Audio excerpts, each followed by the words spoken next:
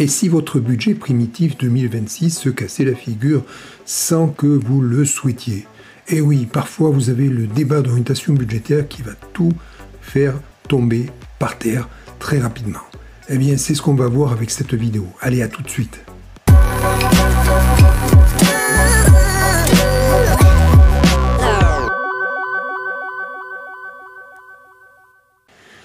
Oui, cette vidéo est là pour vous guider, pour pouvoir préparer votre budget 2026 dans les meilleures conditions. Mais malheureusement, vous avez une case qui est obligatoire pour certains d'entre vous qui ont plus de 3500 habitants.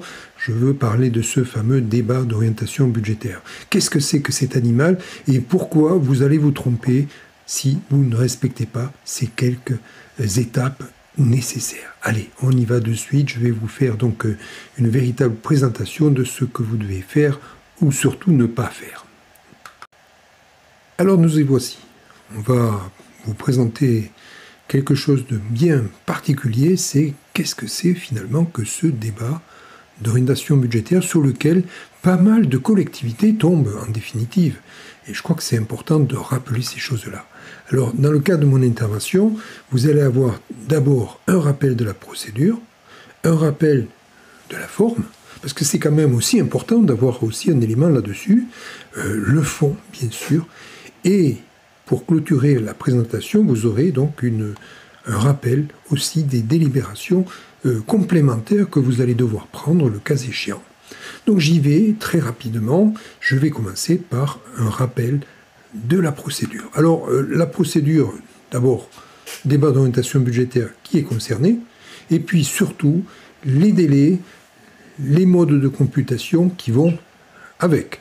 Alors, qui est concerné? Alors, bon, vous me direz, si vous avez plus de 3500 habitants, la question ne se pose pas, mais bon, je le mets quand même par acquis de conscience. Les communes de plus de 3500 habitants, établissements publics. Alors, par établissement public, comprenez, ça peut être un établissement du style CCAS, SIAS par exemple, qui est bien évidemment un établissement qui est distinct de la commune et qui lui aussi va devoir avoir un débat d'orientation budgétaire si vous avez plus de 3500 habitants. Vous voyez les syndicats mixtes fermés, donc ne comprenant pas d'autres membres que des collectivités locales, des syndicats mixtes ouverts qui, le cas échéant, aussi sont concernés s'il y a plus de 3500 habitants, les EPCI, si vous avez au moins une commune de plus de 3500 habitants, conseil départemental, conseil régional, je pense que pour les deux derniers, dépasser les 3500 habitants ne sera pas un problème, donc on peut passer très rapidement. Alors, une fois qu'on a rappelé qui est concerné par ce débat d'orientation budgétaire, je voudrais quand même rappeler aussi les nouveaux modes de computation que vous avez depuis que nous sommes passés à la M57. Alors, il y a à la fois un minimum et un maximum pour placer dans le temps ce débat d'orientation budgétaire. Alors, en M57, et vous le voyez à l'écran, le maximum c'est 10 semaines. Avant, en M14, nous étions calés sur un maximum de 2 mois. Donc vous avez maintenant un véritable découplage qui est observé, un découplage entre, d'une part, la M57, 10 semaines, et les budgets qui seraient en M4, donc budget industriel et commerciaux, et M22 si d'aventure votre collectivité en a, donc maximum 2 mois. Bon, alors faisons en sorte de pouvoir rester dans le maximum pour les 3 types de budget, de nomenclature budgétaire et comptable respectives, donc c'est un maximum. Alors ça tombe mal, je dirais, parce que effectivement, l'année prochaine, vous allez avoir les élections municipales. Élections municipales, il est possible que vous soyez dans une collectivité qui va décider de ne pas adopter son budget primitif avant les élections municipales. Donc on se retrouve avec un délai de computation qui ira jusqu'au 15 avril maximum. Alors, en sachant que, en connaissant les dates des élections municipales, je rappelle que vous devez quand même, si vous votez votre budget le 15 avril, je rappelle qu'il faut quand même un minimum de délai entre le débat d'orientation budgétaire et le vote du budget primitif. Donc je rappelle que vous ne pourrez pas faire une seule et même séance. Donc il faudra quand même un minimum de temps réunir votre conseil municipal à 2 reprises, de manière à pouvoir permettre de respecter ce délai minimum, je dirais.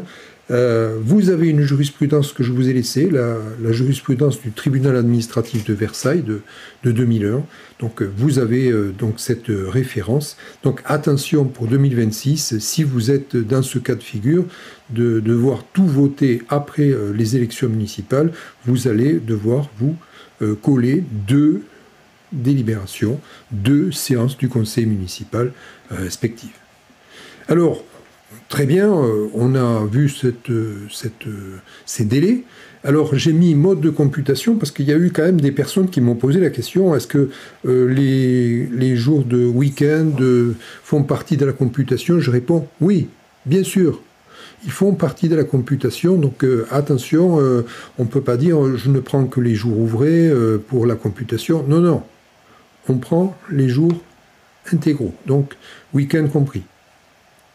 Alors, très bien, je rappelle qu'il y a quand même aussi des délais qui vont aussi s'imposer. Dès lors que vous êtes en débat d'orientation budgétaire, vous avez quand même un certain nombre de partenaires. Et j'ai pris le soin de rappeler que si vous avez une séance de conseil municipal dédiée au débat d'orientation budgétaire, vous avez 4 personnes à informer respectivement. Alors j'ai mis personne, le préfet. Alors je rappelle que vous n'êtes pas obligé de le faire, la transmission immédiatement, tout de suite après la tenue du conseil municipal. Vous avez quand même un compte-rendu et puis une délibération à rédiger. Mais bon, à tout le moins, vous êtes censé transmettre cette délibération, je dirais, au préfet au plus tard, avec la transmission du budget primitif. Donc c'est ce qui est prévu. Alors, transmission, bien sûr, délibération, rapport et annexe. Donc on a vraiment la totale pour le préfet. J'insiste bien leur demande, si vous ne le faites pas, c'est carrément votre budget. Vous pouvez voter le plus beau budget équilibré et tout, votre budget sera illégal. Donc ne vous amusez pas à ça. J'ai mis EPCI. Et oui, vous êtes dans une commune membre d'un EPCI, eh bien, effectivement, vous allez avoir à transmettre dans les 15 jours de votre délibération, justement, la délibération et les annexes. Donc, le rapport, annexe, enfin bref, vous êtes obligé. C'est la loi. Vous avez bien sûr une délibération qui a été prise par le conseil municipal et je suppose que vous avez quand même un panneau d'affichage dans votre collectivité. Il vous appartient au moins, à tout le moins, de mettre la délibération. Alors je ne sais pas si votre panneau d'affichage est suffisamment grand pour éventuellement publier aussi le rapport, mais à tout le moins la délibération.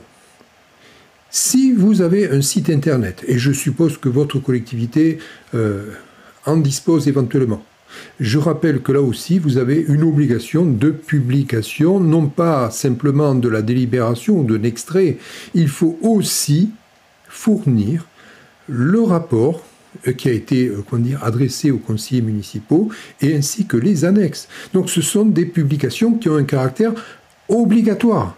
Vous ne pouvez pas considérer que vous avez juste un site internet pour faire de la communication. Non, c'est aussi informatif et donc vous êtes obligé d'informer le public. Donc à vous de prendre vos dispositions pour informer ces personnes. Alors, je vais m'appesantir sur la forme. Et là aussi, je vais adopter 2 axes de présentation. D'abord, rappeler les objectifs de ce débat d'orientation budgétaire, et puis surtout, analyser le périmètre. Alors, les objectifs, je dirais que, bon, je vais enfoncer une porte ouverte, mais je crois que c'est important. C'est un document qui s'adresse aux membres du conseil municipal. Et je vais insister là-dessus, ce n'est pas un document qui sera examiné uniquement par les membres de la commission des finances. Non, c'est un document qui a un caractère général, pas confidentiel, qui est destiné à l'ensemble des membres du conseil municipal. Je dirais que vous avez ce débat d'orientation budgétaire, c'est un rapport qui peut être le grand frère le frère siamois, si j'ose dire, de votre budget primitif, de votre futur budget primitif. C'est un document qui va permettre de s'appesantir sur les conditions dans lesquelles vous allez construire votre futur budget primitif. Je dirais que le débat d'orientation budgétaire génère un rapport qui sera bien distinct de la note de synthèse que vous adressez à vos élus et que vous publiez sur le site internet, qui accompagne généralement le budget primitif ou le compte financier unique. Si vous ne l'avez pas encore, ce serait aussi le compte administratif. Donc je rappelle que la note synthétique, ce n'est pas le rapport de débat d'orientation budgétaire. Alors, ok, je crois que c'est important de pouvoir être au clair sur les objectifs. Je dirais que le périmètre, il y a une faute que je vois très souvent dans les débats d'orientation budgétaire, on s'appesantit uniquement sur le budget principal. Eh bien non, le débat d'orientation budgétaire, c'est le débat d'orientation budgétaire de tous les budgets. Donc ne faites pas cette erreur d'ignorer superbement les budgets annexes, ils doivent faire l'objet d'un minimum de commentaires. Je dirais c'est important d'avoir ça en ligne de mire. Je dirais que, si vous faites un débat d'orientation budgétaire, ça ne peut pas faire l'objet d'un mix avec le budget primitif. Ce sont deux délibérations différentes, mais ce sont aussi deux sessions du conseil municipal distinctes. Donc je crois que c'est important de pouvoir se le rappeler, car vous avez vraiment à faire attention là-dessus. Donc il y a quand même là aussi, je vous ai laissé des références de jurisprudence, donc le tribunal administratif de Montpellier. Je crois qu'il y a aussi se rappeler vraiment les conditions de forme, finalement, de délibération, de session du conseil municipal. Alors, très bien, on a vu la forme, il faut quand même s'intéresser au fond. Alors, si vous êtes une commune de moins de 10 000 habitants, il faut être très clair, il y aura moins d'exigences que si vous en avez plus de 10 000. Alors je vais commencer par au moins la partie commune aux deux catégories de communes, si j'ose dire. C'est ce qui est demandé aux communes de moins de 10 000 habitants. Alors, pour les communes de moins de 10 000 habitants, il y a vraiment un passage impératif pour tout le monde, c'est l'évolution des dépenses et des recettes pour les deux sections.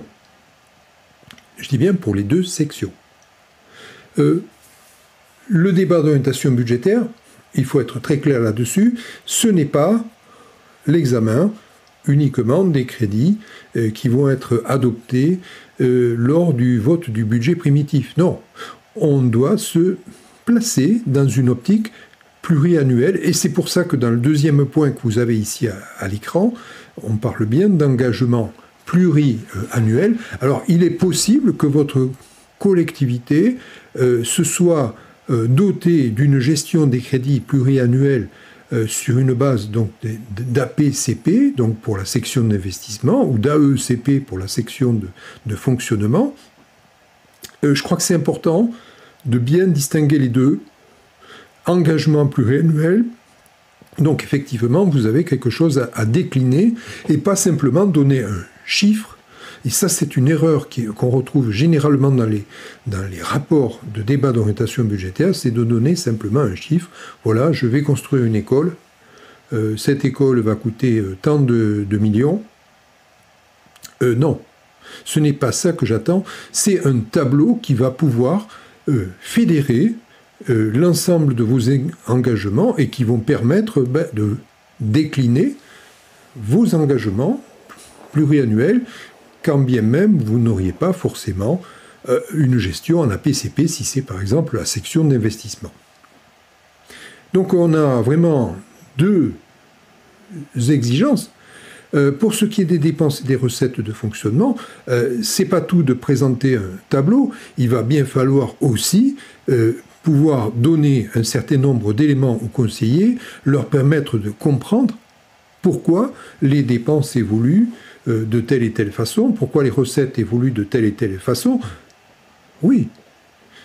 Enfin, dernier élément, c'est à tout le moins la structure de la dette. Est-ce que vous êtes sur une dette qui est, je dirais, mature, ou plutôt une dette en voie de croissance ou de réduction? Et puis surtout, quelle est l'incidence de la dette sur finalement l'équilibre financier de votre collectivité?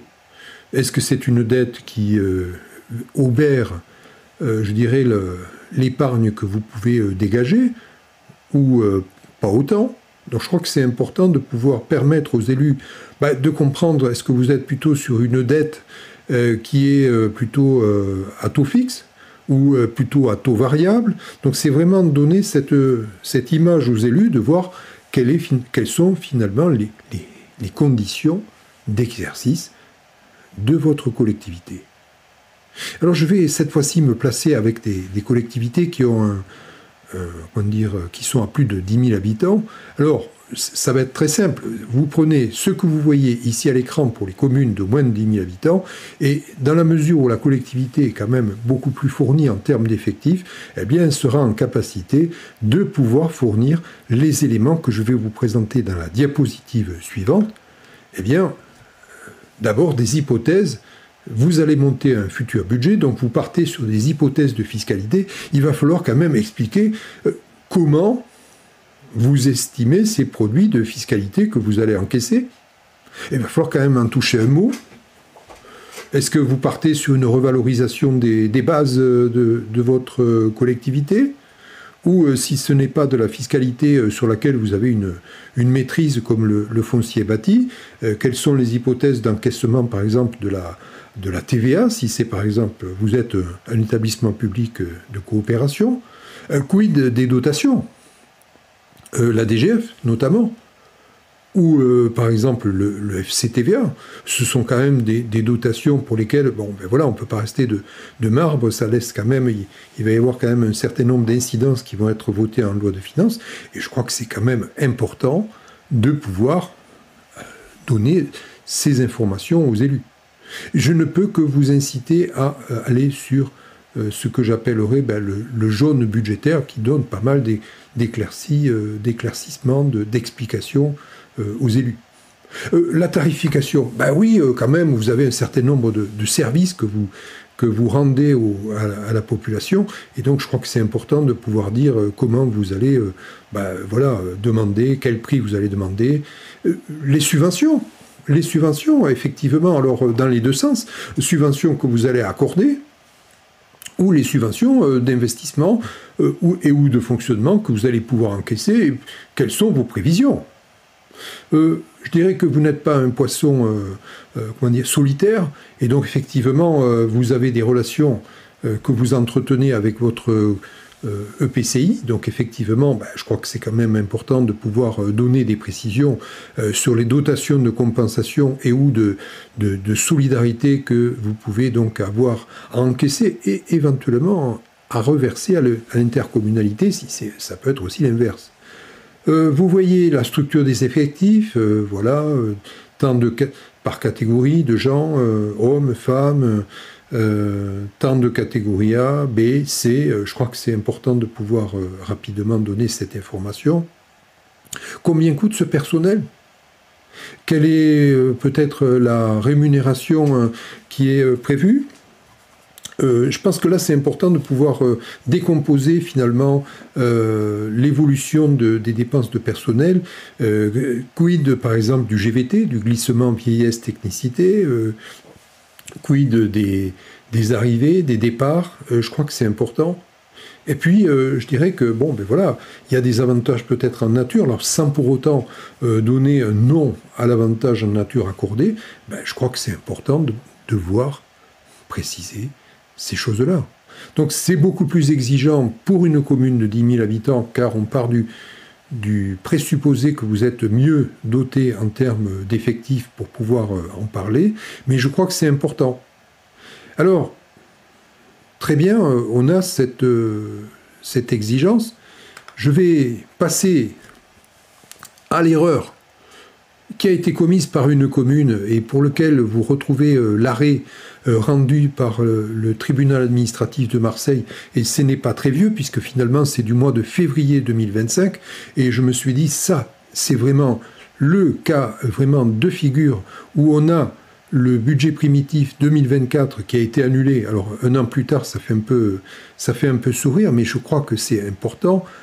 On a un commentaire sur lequel je ne peux que m'appuyer, je l'ai surligné en jaune de manière à permettre à tout un chacun, alors vous ferez un arrêt sur image, parce que je crois que c'est important d'avoir ce genre d'arrêt.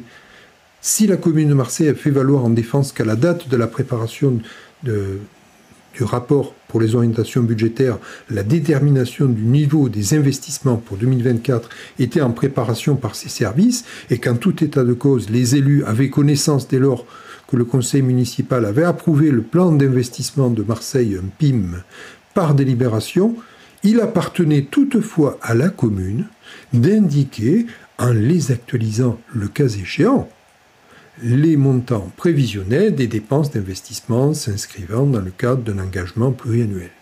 Alors j'ai trouvé ça intéressant parce que quand vous allez descendre un petit peu plus bas dans ce passage, à un moment donné, la commune de Marseille invoque justement des informations qui auraient pu être données à des membres de la commission des finances. Et là aussi, le tribunal administratif est imperturbable et dit la chose suivante, c'est tout le monde ou personne.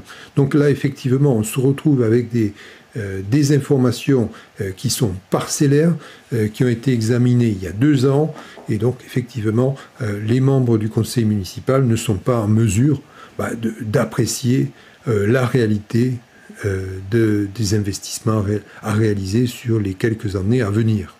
Alors, ça n'a pas raté. Le budget primitif de la ville de Marseille a été annulé.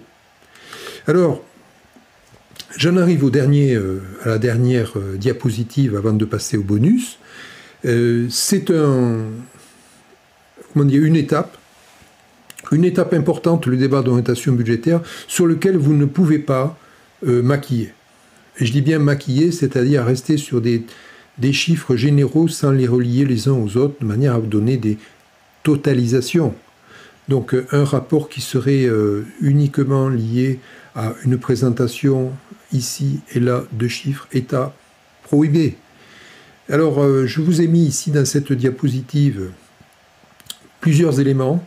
Vous voyez respectivement le rapport d'égalité femmes-hommes, le rapport sur la politique durable, le débat d'orientation budgétaire. Donc effectivement, le débat d'orientation budgétaire est une étape qui précède le vote du budget primitif. Si vous êtes une commune de plus de 3500 habitants, c'est obligatoire, vous devez le tenir. Mais je rappelle que votre budget primitif chutera si d'aventure votre collectivité a plus de 20 000 habitants. Vous êtes censé avoir une délibération sur l'égalité femmes-hommes. Si vous avez plus de 50 000 habitants, vous avez un rapport sur la politique durable.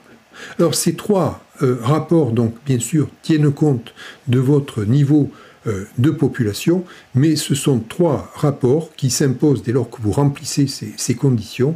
Ne pas les avoir, c'est avoir la garantie que votre budget primitif prend un risque d'illégalité. Alors, sur cette diapositive, ne figure pas une ultime obligation et qui s'impose à tout le monde, c'est le fameux état des indemnités versées aux élus. Alors, je rappelle que cet état, vous n'êtes pas obligé d'inscrire un point à l'ordre du jour de votre collectivité, donc du conseil municipal, mais il doit être distribué à l'ensemble des membres du conseil municipal. Alors j'en arrive au vote du vote de votre budget primitif de votre collectivité.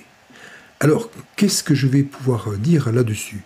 Eh bien, lorsque vous allez adopter votre délibération qui qui va adopter votre budget primitif, eh bien, il va être impératif de pouvoir mentionner noir sur blanc la date et le numéro de votre délibération du débat d'orientation budgétaire. Vous allez pouvoir indiquer aussi la date de ces rapports complémentaires, à savoir donc le rapport égalité femmes-hommes si vous avez plus de 20 000 habitants, le rapport sur la politique durable si vous avez plus de 50 000 habitants, et faire valoir que vous avez transmis aux élus ce fameux état sur les indemnités versées aux élus.